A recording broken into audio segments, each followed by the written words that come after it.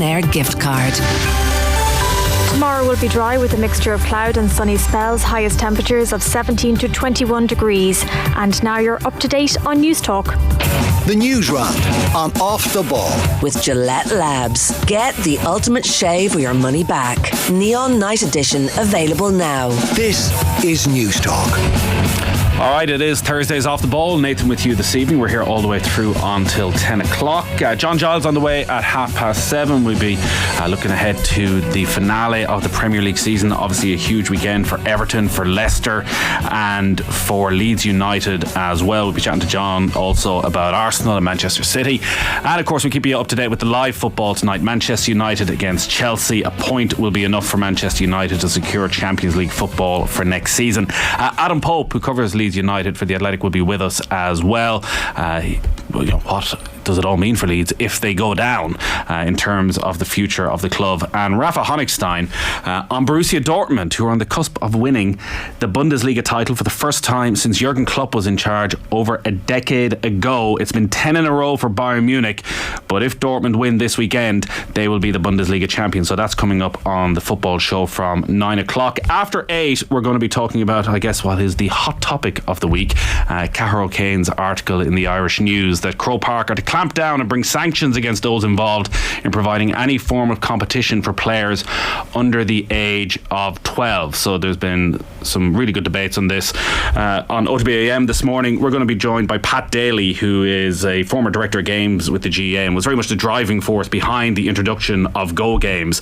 A really interesting and innovative guy involved in the GAA. So he's going to join us. And also Kate Kirby, who's the lead psychologist with the Irish Olympic Team and Sport Ireland Institute, and maybe she can tell us if you need to lose to build resilience. Speaking as somebody who comes from Mayo, Nathan, you'd be able to tell us a lot about this. I'm the most resilient man in Ireland right now. Do you build resilience from other people losing, or is it only when you lose yourself? No, you have to learn to lose yourself. You have to feel that, yeah. Joe Molloy is with us. How are you, Joe? Good to say goodbye to Adam Pope, I suppose. Been a nice couple of years with him. Yeah, maybe this time next year, Adam, we'll give you a call if things are going well. If you get the old promotion. Yeah. But good to chat with you. Who is... you got the number of the Sheffield United guy? I'm very interested in this debate. I've only seen headlines and people tweeting. I haven't actually had a chance to listen to anything yet. I only have my own experience, Nathan. I don't have children of that age at this present moment in time. But I was just trying to think as I listened to your introduction. I mean... I started playing organised 11-a-side football at 10, and many heroic battles on our green in our estate long before that. The idea that we would not have been keeping score would just not have even entered our mind. Now, as to whether that was good, bad or indifferent, I don't know, but I know 10-year-old me would be saying, absolutely not, we're keeping score. Well, I can tell you right now, I'm very interested that 10-year-olds still keep score, that they know exactly what the result is.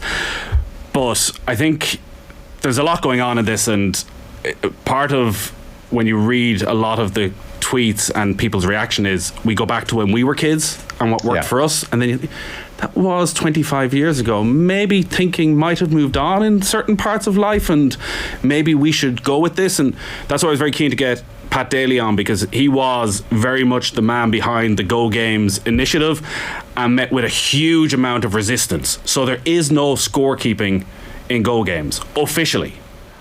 There's no league table at the end of the year, but I can tell you the kids know whether they've won by a point, or as our under-10s generally feel, if they've won by a point, they've smashed the opposition, and if they've lost by a point, they've been hammered in this game.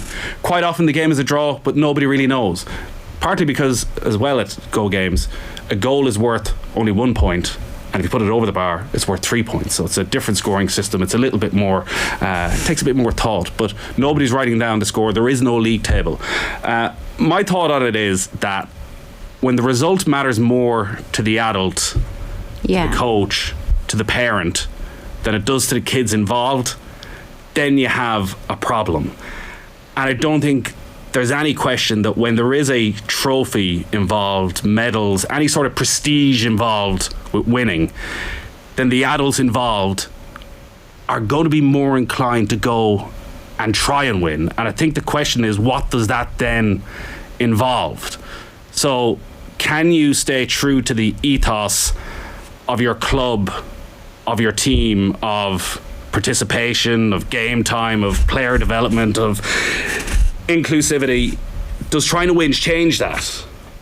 And I would feel that for younger age groups, it probably does change it. Whereas Go games at the moment, it does encourage participation. So every player plays in Go games. There are no subs. There's not meant to be subs. There might be the odd time where there's just a very uneven number on two teams and it wouldn't be fair, but quite often you just swap a player to the other team to again ensure that every player plays all of the time, which means everybody gets equal game time. We all remember, again, 25 years ago, the one lad who came on and got 2 minutes at the end of the game and had travelled for 2 hours on a bus, or maybe he didn't even get any game time. That doesn't happen in Go games.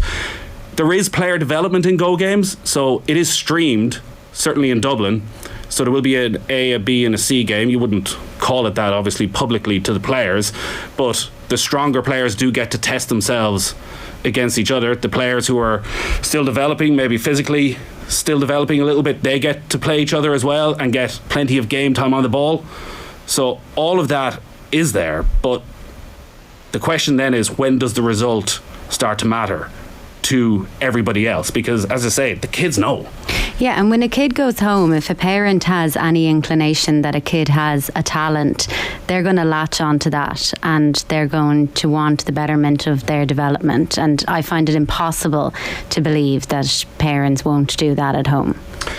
A common response to Cara O'Kane's article has been that line of, players need to learn how to lose. Like, life is not perfect and you need to build up resilience through losing. But again, I think they do get to experience that. But you will also see the same people say, well, oh yes, these competitions should go ahead, but everybody should get equal game time. That is just not going to happen.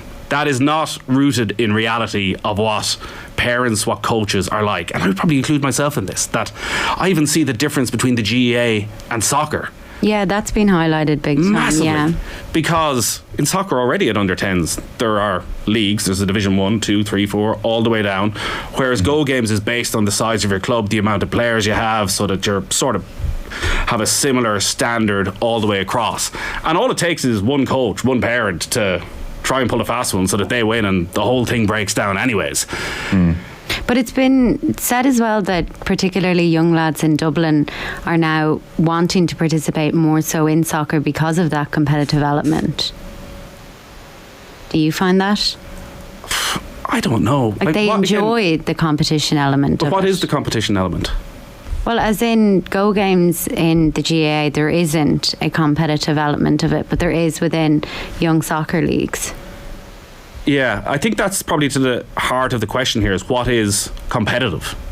Yeah. Like, is the fact that there's a Division 1, 2 and 3 make it more competitive than what Go games is?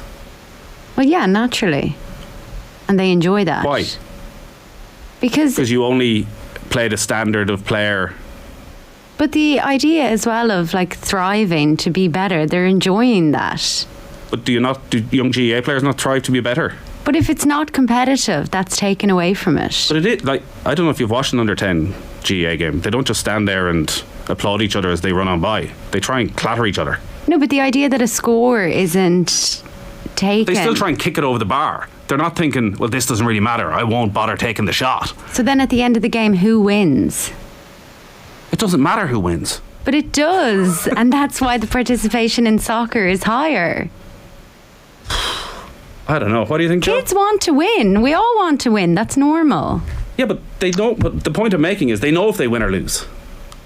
You don't need. So if we have a penalty shootout, that's going to be competitive.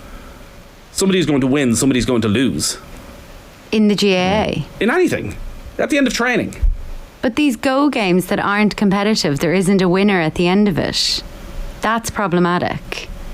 Yeah, it's really interesting. So I don't have an informed opinion, and like I said, I agree with your point, Nathan.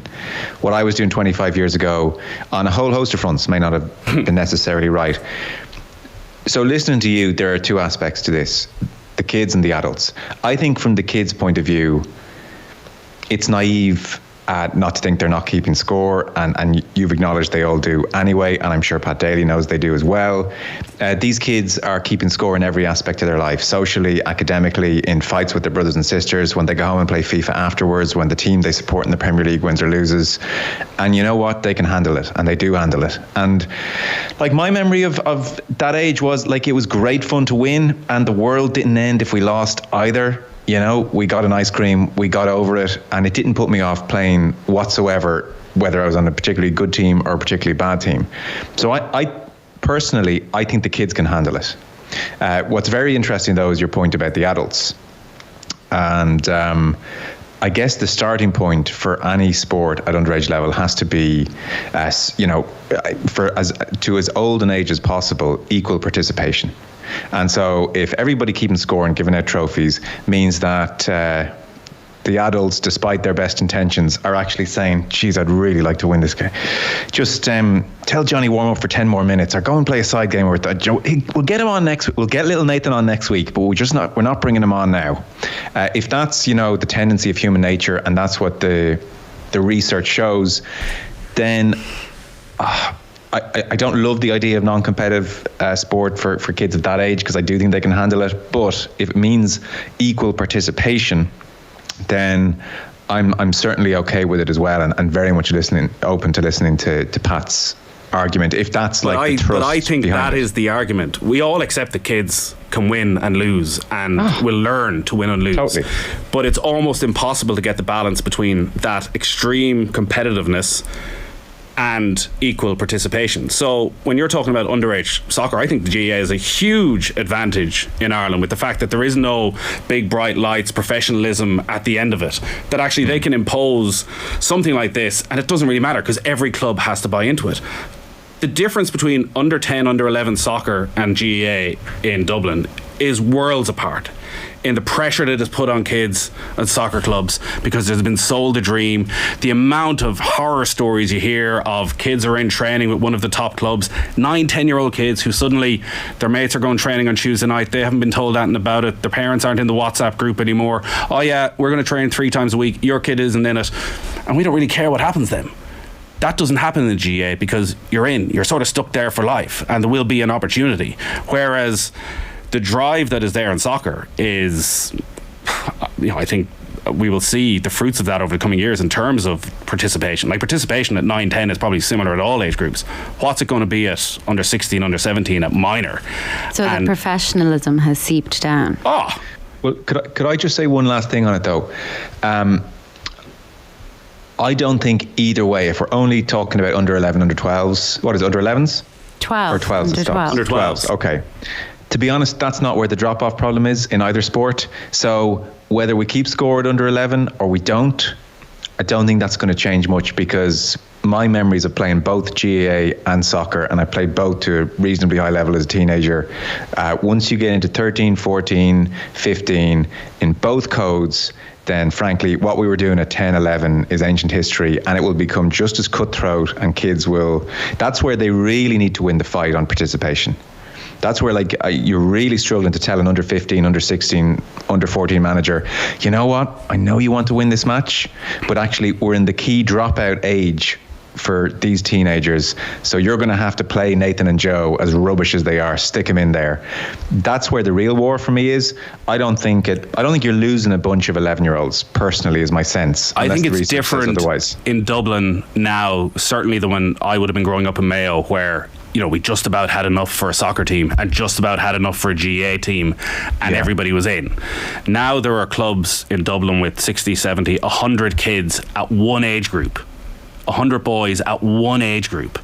And if you're suddenly making a decision that you're going to restrict the amount that can play in certain competitions, well, how many of them are going to stick around with it? We're getting a huge response to this, obviously.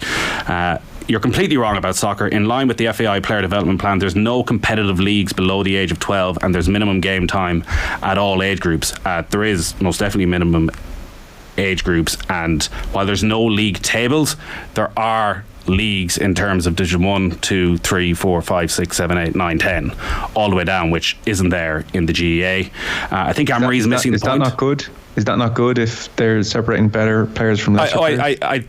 Well, I certainly think the GAA model would be the preferred model. It's never going to happen in soccer, but I think in the bigger clubs it does raise issues as suddenly you become a Division 1 player. If you want to be that and you're not there, where do you go? If you had endless leagues, would that not solve your participation problem? Just create more and more tiers of leagues. I think the GAA do it very well, the way they put clubs of similar sizes against each other. Okay. So you're not at any stage really separating friends. They all travel to the same place on the same day. They may not play in the same match, but they're always around each other. Yeah. Which isn't the case. Because in terms of best players with best players and lesser players with lesser players, where they can develop their skills at a kind of pace of game and standard of game which suits them, I'm all for that. And let's be honest, again, let's not underestimate these kids.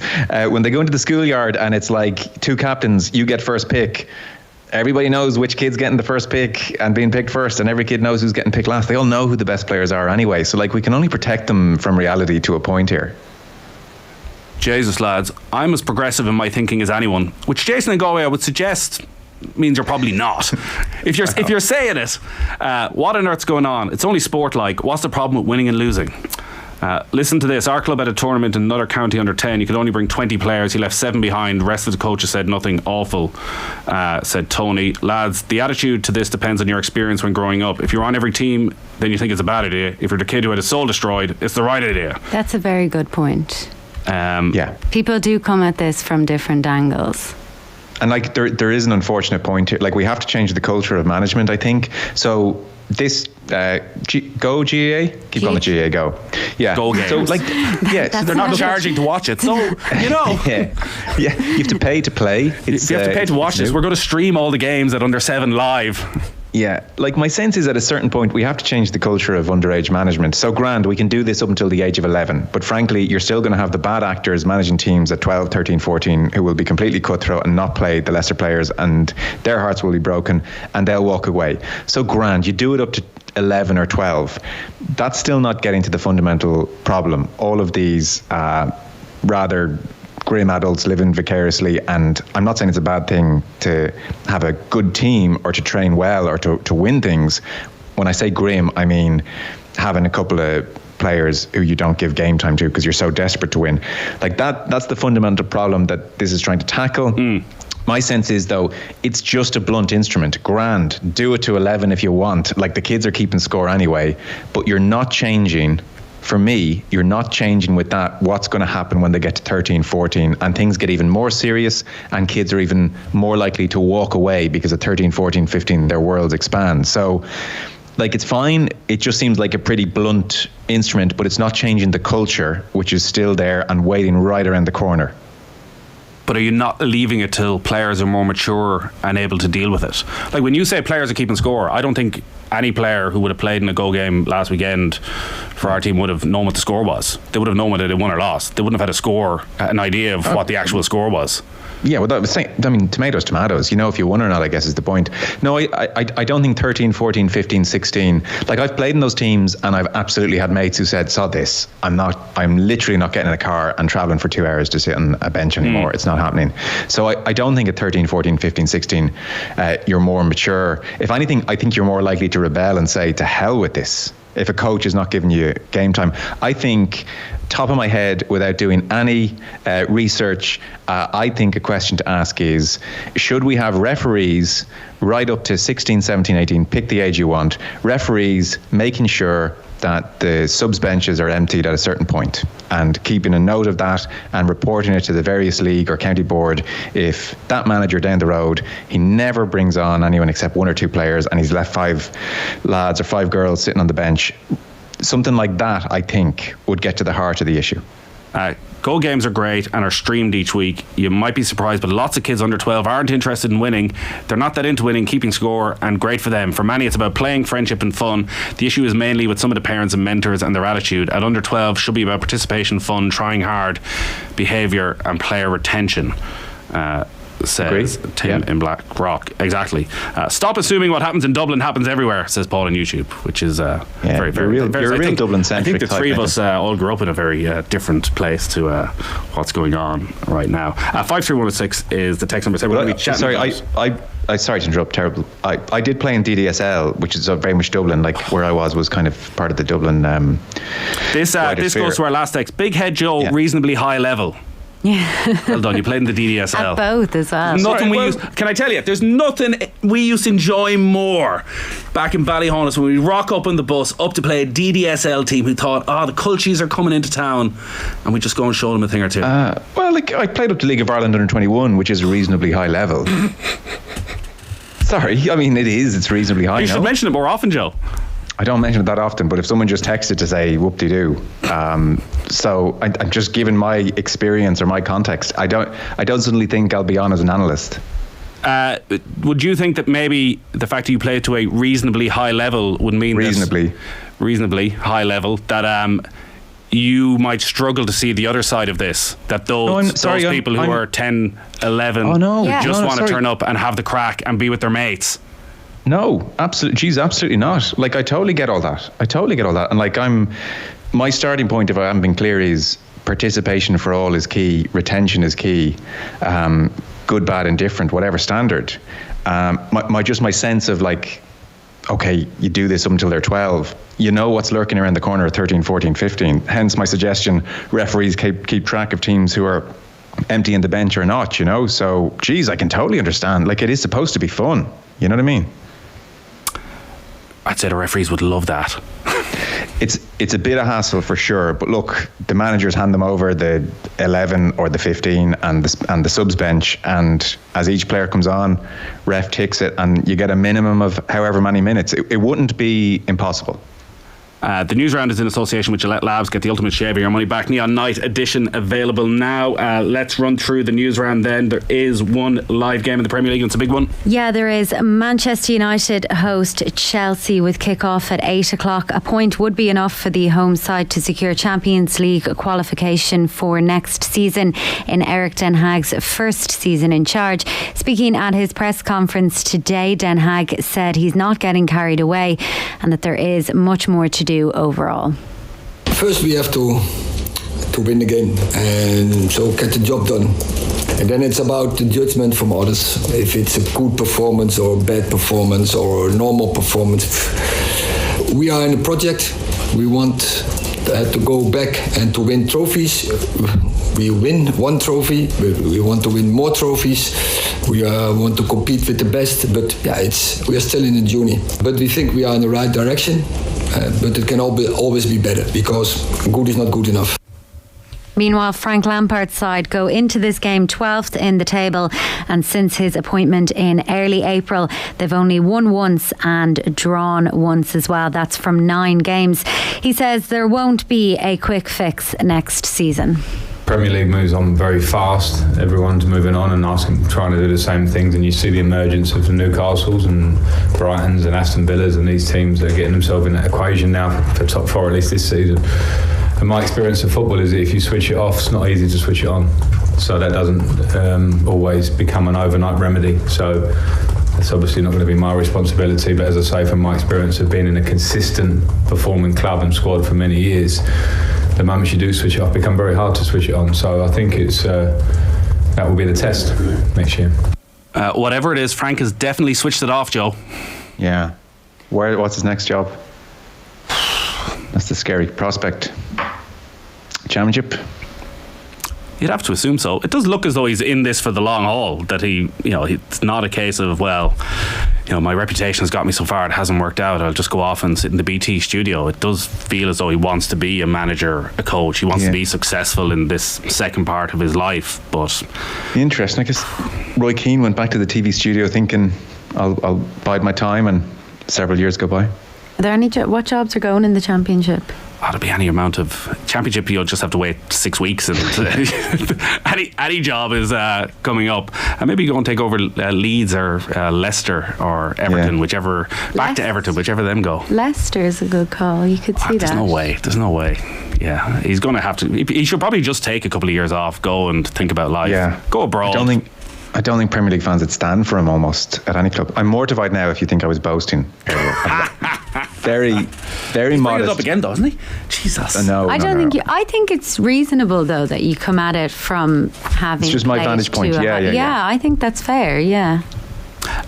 The Republic of Ireland team have announced another World Cup warm-up game. Yeah, the final World Cup game for the Republic of Ireland women's team in their preparation for the World Cup was confirmed today.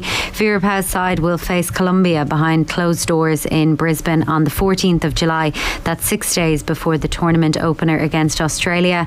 There are also 2 preparatory games against Zambia on June the 22nd and then France on the 6th of July. They're both at Tala Stadium. Meanwhile, a number of Irish World Cup squad hopefuls are currently seeking a new club. Liverpool have confirmed that Megan Campbell will be released at the end of her current deal this summer, while 32-year-old midfielder Roisha Littlejohn is leaving Aston Villa. And also Brighton have announced that both Megan Connolly and Megan Walsh will leave the club at the end of the season. We are tight enough on time, but bring us up to date. What happened at the Giro today? Cork's Eddie Dunbar is up to 4th in general classification after today's 18th stage through the mountains. Grant Thomas, who celebrated his 37th birthday today, is still the overall leader. Italian Filippo Zana won today's stage, getting the better of Frenchman Thibaut Pinot in a sprint finish. Ben Healy has dropped to 2nd in the mountain classification. Joe, as a ref, we've enough to be doing without putting more responsibilities on us. I knew that was coming. I'm conscious of that. What do you think of the idea in theory, though, even if refs don't enforce it, just like some kind of definite you have to empty the bench type rule through the teenage years? I think it is definitely a good idea. How so? Does everybody have to play 15 minutes? So you go over 15 minutes left, you break and say, has everybody gone on? Something like that. Yeah, it's a little bit arbitrary and all the rest, but something as blunt as that. Joe will be back with his new podcast series into what happened to his football career, which is a suggestion from one of our texters. A 6-part series. I am never ever going to mention it again. I apologize. As soon as you said it, I was like, that's not where I was going with that. So never again, Nathan. I'll tell you over. You want to go for a drink sometime? I'll give you the full story. I'm sure you're very keen on that. Wait, though I might be busy that evening, but let's just wait and see. Enjoy the weekend, Joe.